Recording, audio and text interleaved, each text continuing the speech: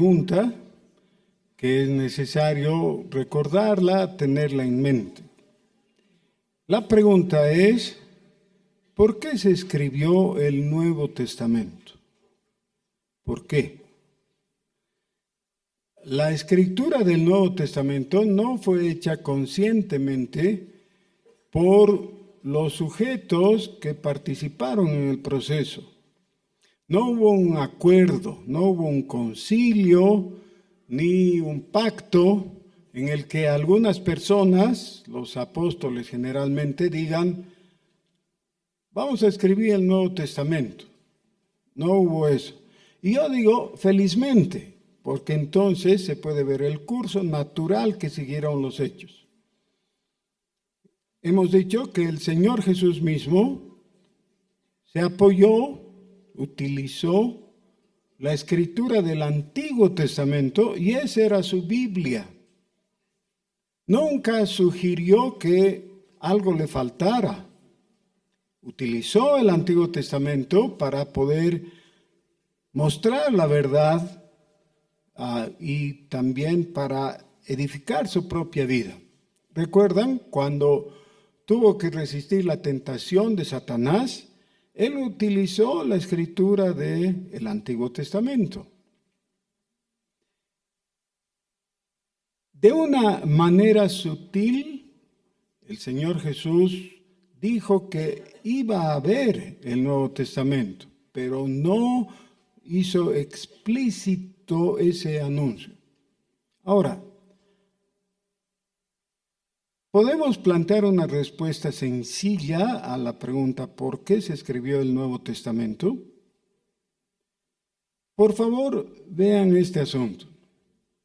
El adorador de Dios, especialmente en Jesucristo, mira a Dios para adorarle. Ese mira significa toma conciencia del ser de Dios. Cuando el hombre mira a Dios y se da cuenta, Él es Dios, no es otro hombre como yo. Entonces lo natural es que le adore. En primer lugar es la toma de conciencia de Dios mismo.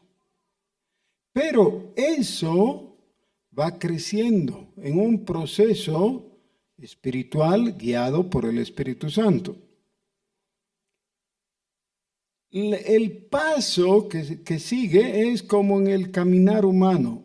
Un pie, el otro pie va adelante y el otro después. Es decir, conocemos un poquito a Dios y eso nos sirve para mirarnos a nosotros mismos. Luego podemos entender mejor a Dios y eso nos deja comprender quiénes somos nosotros mismos. Así que alguien que quiera comprenderse o quiera entender su propio ser, necesita, para ir por buen camino, conociendo a Dios.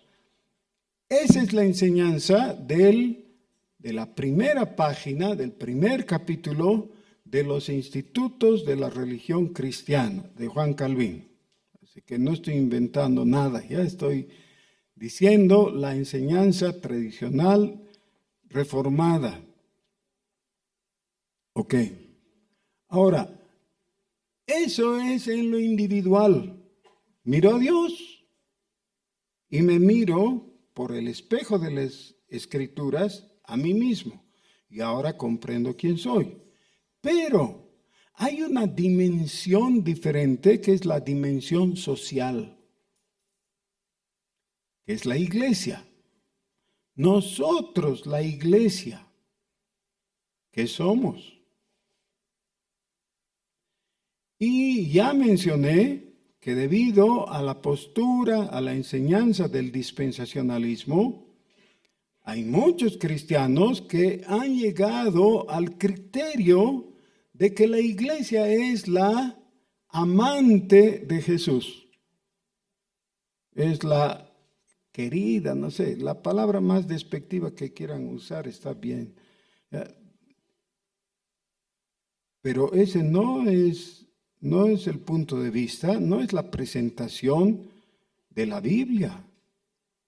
Para el Señor, esto está claramente descrito en varios pasajes del Antiguo Testamento. Por ejemplo, Efesios capítulo 5, el típico pasaje, ¿se acuerdan, no? Del marido y la mujer. Y el modelo es Cristo y la iglesia. ¿Y qué es la iglesia para Cristo? ¿Su aventura? ¿Su amiguita, entre comillas? No, es su amada, aquella por quien Él dio su sangre. Cuando no comprendemos eso, entonces distorsionamos y nos empezamos a ver en un espejo con distorsión. A todos nos ha pasado alguna vez, ¿no ve? Que hemos ido a un espejo y era mal hecho, con falla ese espejo en su construcción, ¿no? El vidrio está distorsionado, entonces vas y te ves mal, claro. No estás mal tú, el espejo está mal. Ese espejo es el concepto equivocado de nuestro ser. Nosotros somos la otra, según ese pensamiento que es tan popular hoy día. Porque la esposa, dicen ellos, sigue siendo Israel. El Nuevo Testamento se ha escrito justamente para que cambiemos de opinión, para que seamos renovados en nuestra mente y una y otra vez por los diferentes escritores del Nuevo Testamento se va diciendo lo contrario, es decir, que Dios nos ha elegido como iglesia para depositar su amor en nosotros, para vaciar su amor hacia nosotros. Esto es maravilloso. Entonces es muy triste que sigamos con la mente equivocada, distorsionada y leyendo la verdad de la Escritura, pero entendiendo o llegando a conclusiones totalmente erróneas. Entonces, ¿qué es lo que tenemos que entender? Hay un proceso histórico explicado por el Nuevo Testamento por el cual se muestra que el arbolito que representa al pueblo de Dios fue desgajado. La rama fue cortada y como sucede muchas veces con el corte de árboles, cuando no habían las amoladoras y las sierras eléctricas y todo, ¿no? Tenían que hacerlo a mano. La rotura del árbol no era limpia, no era como con un tajo, porque la madera no es fácil de tratar. Y entonces el peso del árbol hacía que se astille.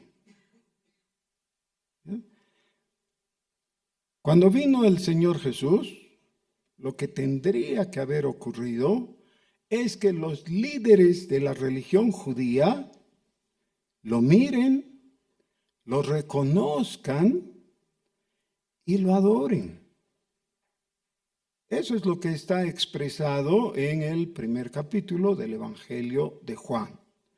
Aquel Verbo fue hecho carne, vino, habitó entre nosotros y vimos su gloria.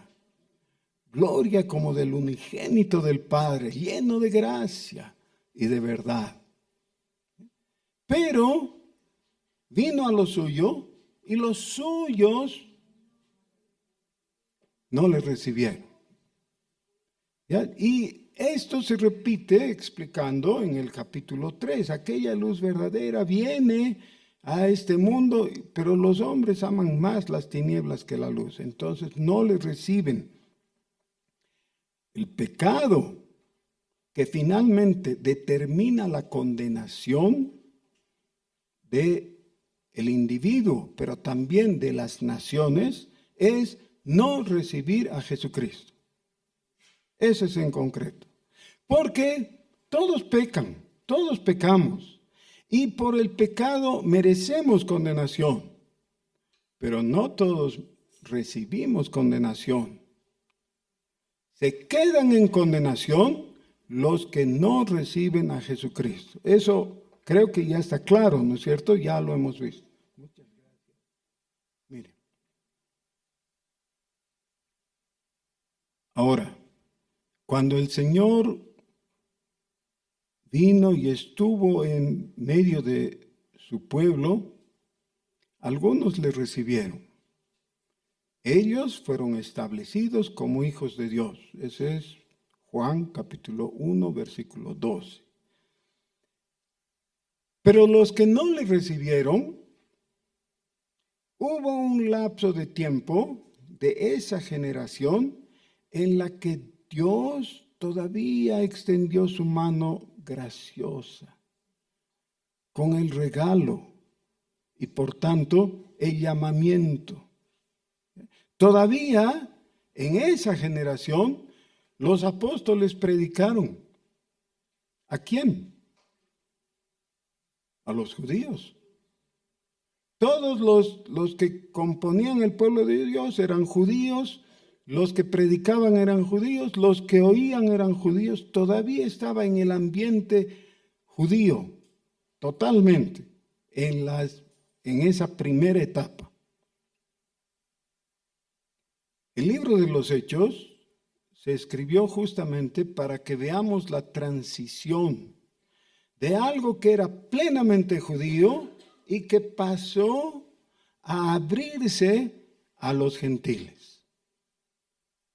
Y después de un tiempo el proceso llegó a que ya había una mayoría de gentiles. No porque Dios hubiera rechazado la posibilidad de que individuos judíos pudieran ser salvos. No era eso. Dios siguió llamando, pero los judíos cerraron cada vez más su corazón. Posiblemente el punto de la bisagra misma que marca esa transición está en lo que hemos venido viendo en Hechos, y la semana pasada hemos hecho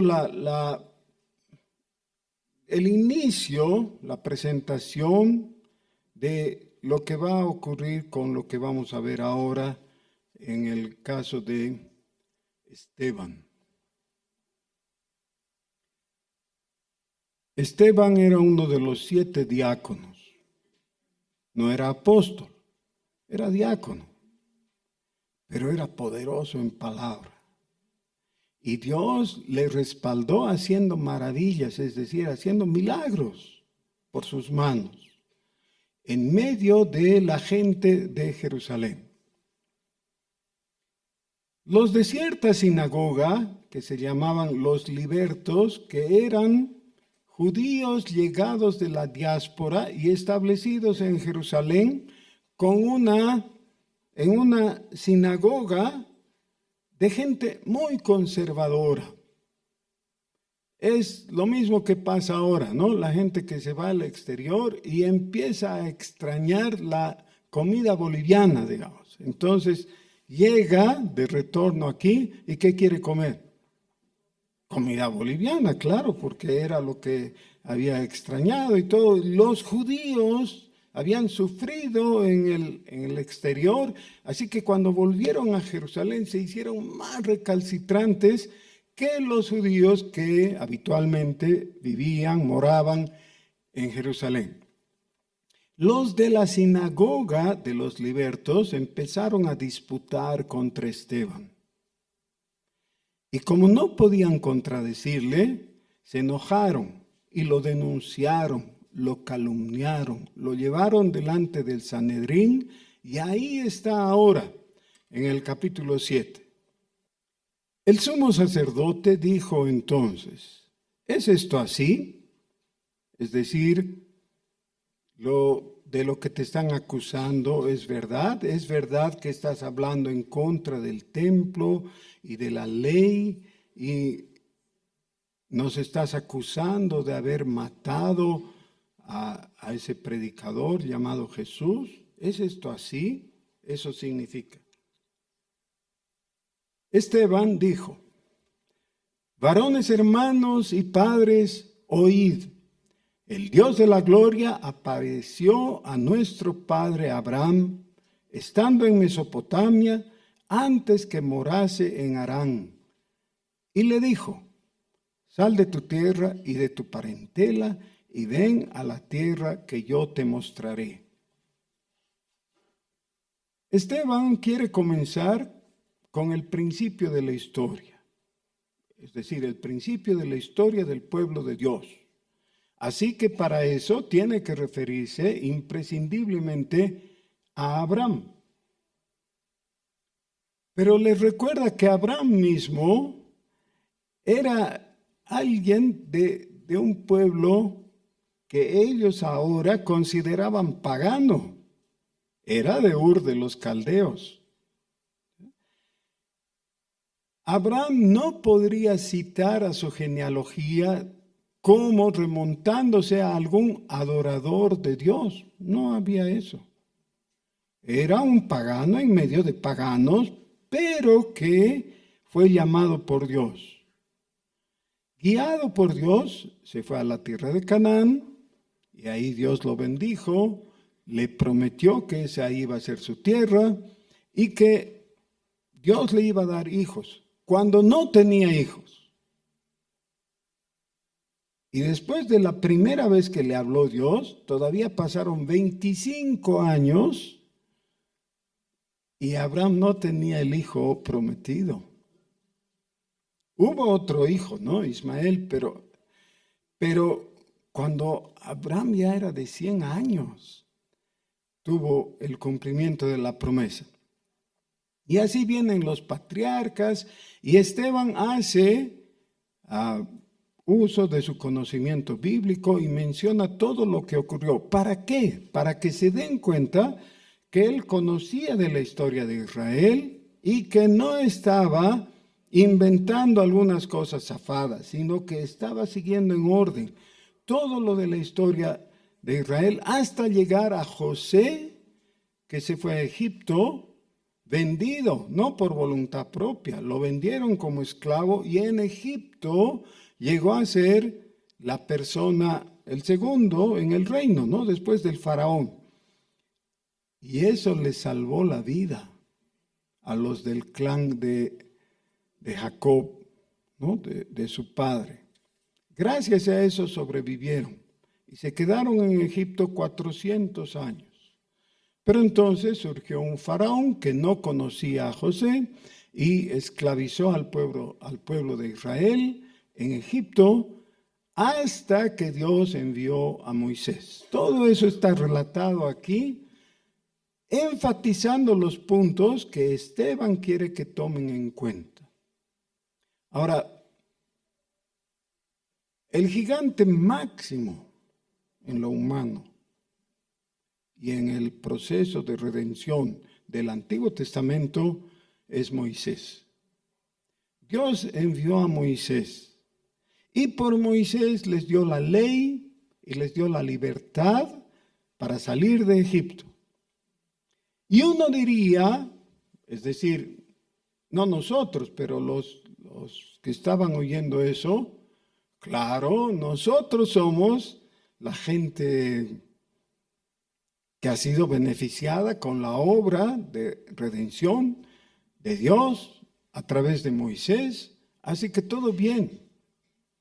Y Esteban les dice, no está todo bien, porque mientras Moisés estaba recibiendo la ley de Dios, el pueblo estaba adorando al becerro de oro. Y a partir de ahí fue una caída tras otra. Caían en idolatría, en desobediencia y en todo tipo de pecados. En el versículo 42, Esteban dice algo que tiene que haberles dolido mucho a los miembros del Sanedrín.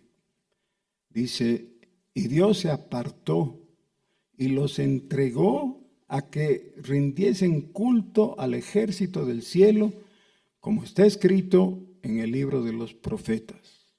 Quiero aclarar algo ahí en el versículo 42, que ya lo he hecho en otras oportunidades, pero es necesario. El verbo entregar en español está en indicativo, es voz activa, e implica que la persona está haciendo algo positivamente. Toma algo y entrega. En griego está en voz media, no está en voz activa. Y eso significa algo muy diferente realmente a lo que nosotros entendemos por entregar. Miren, el Señor dice que se apartó y los entregó. Es decir, no siguió luchando para sostenerlos. Ellos porfiaron. ¿En qué? ¿Y para qué? Para pecar, para irse a los ídolos. Miren lo que dice. Dios se apartó y los entregó a que rindiesen culto al ejército del cielo. Y para probar lo que está diciendo Esteban, menciona esta escritura que está en el profeta Amós, en el libro del profeta Amós. Como está escrito en el libro de los profetas, ¿acaso me ofrecisteis víctimas y sacrificios en el desierto por 40 años, casa de Israel? Antes bien, llevasteis el tabernáculo de Moloc. ¿Imaginan? Nosotros hemos siempre leído lo que pasó, la instrucción que Dios le dio a Moisés, las cosas que hicieron ellos. Sí, pero ese es un lado del asunto. En el corazón de ellos nunca hubo integridad. Adoraban a Jehová, es verdad. Intermitentemente adoraban a sus ídolos. No eran íntegros. Y la estrella de vuestro Dios, Renfán, figuras que os hicisteis para adorarlas. Ahora, ¿cuál es la convicción de Dios ante eso? Os transportaré pues más allá de Babilonia. Es decir, el castigo que recibieron 650 años de Cristo fue ser transportados más allá de Babilonia. Tuvieron nuestros padres el tabernáculo del testimonio en el desierto, como había ordenado Dios cuando dijo a Moisés que lo hiciese conforme al modelo que había visto. Ahora, este es un asunto que nos cuesta mucho seguir porque la historia del Antiguo Testamento, desde Abraham para adelante, es una historia larga de 2000 años. Abraham vivió 2000 años antes de Cristo. Esto, el libro de los Hechos, se escribió un poquito después de la vida de Cristo. Así que estamos hablando de más de 2000 años.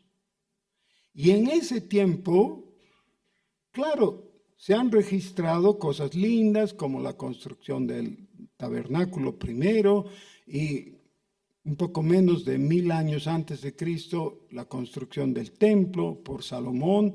Todo eso ocurrió, sí, y decimos qué bien, y entonces pensamos era el pueblo de Dios. Esteban está diciendo, no, no era. Era por momentos. Pero a través de largos tiempos, generaciones enteras, no fueron adoradores de Dios, fueron paganos y peor que eso. Así que cuando llegó David, él quiso construir el templo, pero Salomón le edificó casa, dice el versículo 47. Si bien El Altísimo no habita en templos hechos de mano, como dice el profeta. ¿Por qué se para a explicar todo eso del templo, Esteban? ¿Por qué? Porque de eso lo han acusado. Lo han acusado que él estaba hablando en contra del templo. Conste que esa fue también la acusación que hicieron contra el Señor Jesús. Esteban solamente estaba repitiendo la enseñanza del Señor Jesucristo. Les explica que no debían poner su confianza, su atención al templo como un objeto sagrado, si ese templo estaba sin Dios. ¿De qué servía tanto fervor por el templo? Si bien el Altísimo no habita en templo hecho de mano, como dice el profeta, el cielo es mi trono y la tierra es estrado de mis pies. ¿Qué casa me edificaréis? Dice el Señor. ¿O cuál es el lugar de mi reposo? ¿No hizo mi mano todas estas cosas? Y conste que con eso está citando al profeta Isaías. Los judíos mismos le llamaban el príncipe de los profetas. Sí, pero Isaías está diciendo eso de parte de Dios, está quejando contra el pueblo. Así que llega Esteban a una conclusión. He tenido que saltar mucho, ustedes se dan cuenta, por favor lean in extenso el capítulo 7 en sus casas. Pero ahora llega a la conclusión, diciendo, duros de cerviz e incircuncisos de corazón y de oídos, vosotros resistís siempre al Espíritu Santo, como vuestros padres, así también vosotros. ¿A cuál de los profetas no persiguieron vuestros padres y mataron a los que anunciaron de antemano la venida del justo, de quien vosotros ahora habéis sido entregadores y matadores? Vosotros que recibisteis la ley por disposición de ángeles y no la guardasteis. Es una acusación muy seria. Y ellos la entienden y reaccionan coherentemente, se enojan. Dice el texto, oyendo estas cosas, se endurecieron en sus corazones y crujían los dientes contra él. ¿Se imaginan? Están muy, muy enojados contra Esteban. Esteban no ha ido en términos de hacer amiguitos. Ha ido con el propósito de decir la verdad. ¿Verdad que los evangélicos de nuestros días prefieren ignorar y se ponen a celebrar la Pascua? Eso es como estrenar el retrato de tu antigua novia en el aniversario de tu matrimonio con tu actual esposa. ¿Qué? ¿Cómo se les ocurre? Pero Esteban, lleno del Espíritu Santo, puesto los ojos en el cielo, vio la gloria de Dios y a Jesús que estaba a la diestra de Dios. Y dijo, he aquí, veo los cielos abiertos y al Hijo del Hombre que está a la diestra de Dios. Hermanos, esta es la gran diferencia entre el judaísmo, esa rama desgajada, y el cristianismo, que es la rama injertada en el árbol. ¿Qué es lo que puede ver o vislumbrar, según sus conocimientos, el judío? ¿Qué puede? ¿Puede ver a Dios? Sí, claro. No puede verlo físicamente, pero puede imaginarse. Y en eso vamos a estar de acuerdo, porque el judío va a decir, hay un solo Dios. ¿Y nosotros qué decimos a eso? Amén, claro. Lo que el judío no puede hacer es ver que a la diestra de ese solo Dios está el corderito. Aquí no está usando la palabra el corderito, pero en Apocalipsis sí. El Señor Jesús está con el Padre y junto con el Espíritu son el único Dios. Eso no lo pueden ver y lo han rechazado y por eso han rechazado a Jesucristo. Entonces, cuando Esteban dijo eso, dijo lo que veía, a Dios y a su diestra, al Hijo del Hombre, ellos, dando grandes voces, se taparon los oídos y arremetieron a una contra él, y echándole fuera de la ciudad, le apedrearon. Y los testigos pusieron sus ropas a los pies de un joven que se llamaba Saulo. Y apedreaban a Esteban, mientras él invocaba y decía: Señor Jesús, recibe mi espíritu. Y puesto de rodillas, clamó a gran voz: Señor, no les tomes en cuenta este pecado. Y habiendo dicho esto, durmió. Ahora, Esteban es ejemplar en varios sentidos. Es ejemplar porque él fue un testigo fiel. Testificó de Jesucristo sabiendo que le iba a costar la vida. Es ejemplar porque, igual que su Señor, el último intento de su corazón fue perdonar a sus verdugos. Le estaban matando y él estaba pidiendo perdón. Si nosotros queremos imitarle, debemos recordar, no somos enemigos de los judíos. No debemos desear su mal, u odiarlos, o perseguirlos, o algo así. No, eso no está bien. Debemos amarlos, pero debemos reconocer, ellos son los que han matado a nuestro Señor. No podemos estar como si nada, sí, todo bien, seremos amiguitos, ¿no? Y hoy celebramos la Santa Cena y mañana celebramos la Pascua, así, casi es lo mismo. No.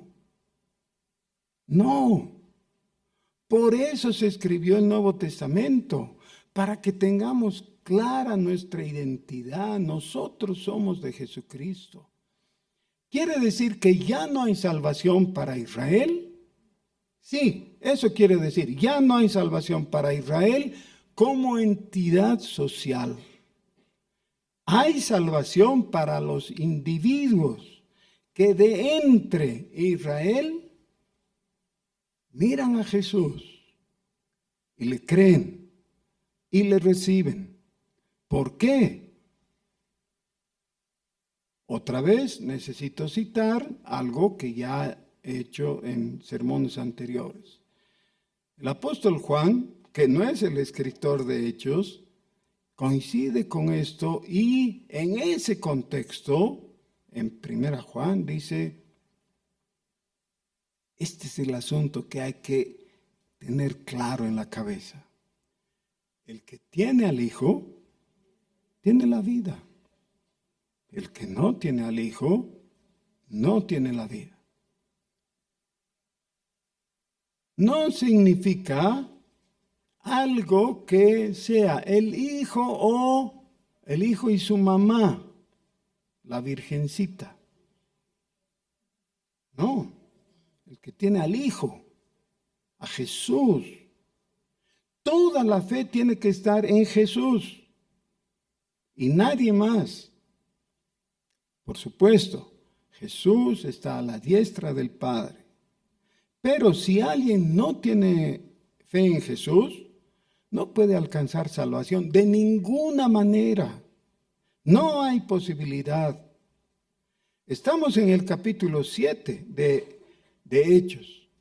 lo que continúa en el libro de los Hechos va refrendando y demostrando históricamente cómo se cumple esto que aquí está indicado, que está en ciernes. ¿Cómo se cumple? Justamente en la vida del que después llegó a ser el apóstol Pablo. Muere Esteban y sus ropas son puestas a los pies de un joven llamado Saulo, que después se constituye en el principal perseguidor de la iglesia, hasta que se convierte a Jesucristo. Jesús se le revela y él se convierte y llega a ser el gran apóstol Pablo. ¿Así hay salvación? Sí, así hay salvación. Pero no dentro del esquema antiguo, equivocado y refractario, que ha rechazado la revelación suprema de Dios, que es Jesucristo. Miren, yo sospecho que entre los presentes no hay nadie que sea judío o de origen judío. Y si hubiera alguien, reciba toda nuestra simpatía, no queremos molestarle en nada. Pero como gentiles que somos, necesitamos recuperar nuestra identidad primero y nuestro aprecio a nosotros mismos como aquellos que han sido amados de Dios y que, como dice Romanos capítulo 8, hemos sido conocidos por Dios cuando antes de la fundación del mundo. Antes de la fundación del mundo. Dice, a los que antes conoció, a ellos también predestinó. Y a los que predestinó, a ellos también llamó. Y a los que llamó, a ellos también justificó. Y a los que justificó, a ellos también glorificó. ¿Ya? ¿Podemos tener seguridad de salvación? Si tenemos fe en Jesucristo, sí podemos. Porque si tenemos fe en Jesucristo, sabemos que hemos sido llamados por Dios con llamamiento eficaz y entonces podemos tener certeza que Él nos conoció antes de la fundación del mundo y nos asignó destino. Eso es predestinar. ¿Qué destino nos asignó Dios? Con Él en gloria. Ese es nuestro destino. A los que llamó, y se sobreentiende que atendieron a su llamamiento, a ellos también justificó. Somos salvos no por nuestros méritos, no por lo que logremos hacer. Somos salvos porque la justicia de Cristo nos ha sido imputada, asignada. Por la justicia de Cristo hemos sido cubiertos. Nuestro pecado ha sido quitado, ha sido limpiado. La sangre de Cristo ha limpiado totalmente nuestro pecado. Somos aceptados por Dios con su justicia. Y eso nos da garantía de que un día, cuando Él vuelva, seremos glorificados. El Evangelio es maravilloso, pero es el Evangelio de Jesucristo. No es el Evangelio, simplemente significa buenas nuevas. Hay muchos evangelios, buenas nuevas en general. Los futbolistas, cuando su equipo gana, buena nueva, ¿no? Buena nueva porque su equipo ganó. Sí, pero todo eso es secular. La buena nueva de Jesucristo, esa es la que nos importa. Porque eso es lo que determina que tiene salvación, salvación eterna. Por la gracia de Dios vamos a seguir en el libro de los Hechos. viendo cómo cada uno de los predicadores presentados aquí, ya hemos visto a Pedro en Pentecostés y en la Puerta La Hermosa. Ahora hemos visto a Esteban y vamos a ver que cada uno de los predicadores presentados en el Nuevo Testamento, especialmente en el libro de los Hechos, cada uno de ellos coincide con el mismo punto. La antigua administración ha pasado. Ahora, con la revelación de Jesucristo, necesitas creer que Jesús es el Cristo. Y si crees, tienes salvación.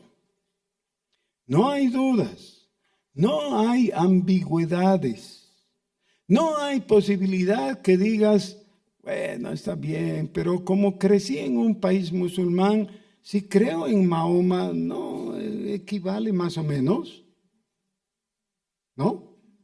No. Rotundamente no. O tal vez alguien diga, pero mira, mi corazón se ha hecho más sensible y más puro desde que repito los mantras de Hare Krishna. Ah, ya, ¿sabes qué? Vas a repetir los mantras por la eternidad en el infierno. Si ahí está tu confianza, no tienes salvación. No hay salvación. Necesitas dejar todas esas mentiras y venir a los pies de Jesús. ¿Quién? Tú necesitas venir a Jesús, clamar por su perdón, aceptar su gracia. Vamos a orar. Gracias, Señor, porque tú escogiste personas